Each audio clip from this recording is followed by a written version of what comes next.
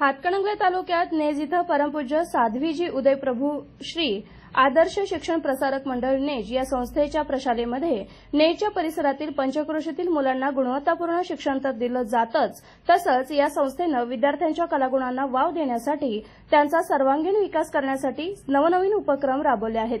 Karate, लेझिम, taekwondo शालेय कार्यक्रमातील वेगवेगळ्या थीम, लाठीकाठी, तलवारबाजी, दांडपट्टा, रोप, मल्लखांब, थांगता, वुशू असे अनेक कला विद्यार्थ्यांच्या अंगी रुजवण्याकरिता शाळेनं महाराष्ट्र ऑलिम्पिक बोर्ड असणारे नॅशनल प्लेअर असणारे दीपक संतोष सुतार यांची प्रशिक्षणासाठी नेमणूक केली।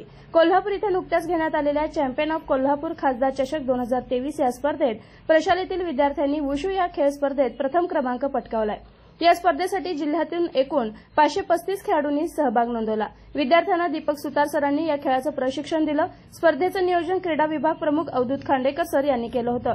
या स्पर्धेसाठी एकूण 10 विद्यार्थी गेले होते। विक्रांत अडसुळे, वेदांत पाटील, जिनत मुजावर, ऐश्वर्या नकाते, श्रेया घोदे, समृद्धी जाधव, श्रुती काजळे, गार्गी गावडे, वैष्णवी सुतार, मधुरा पाटील हे विद्यार्थी या स्पर्धेत सहभागी झाले होते।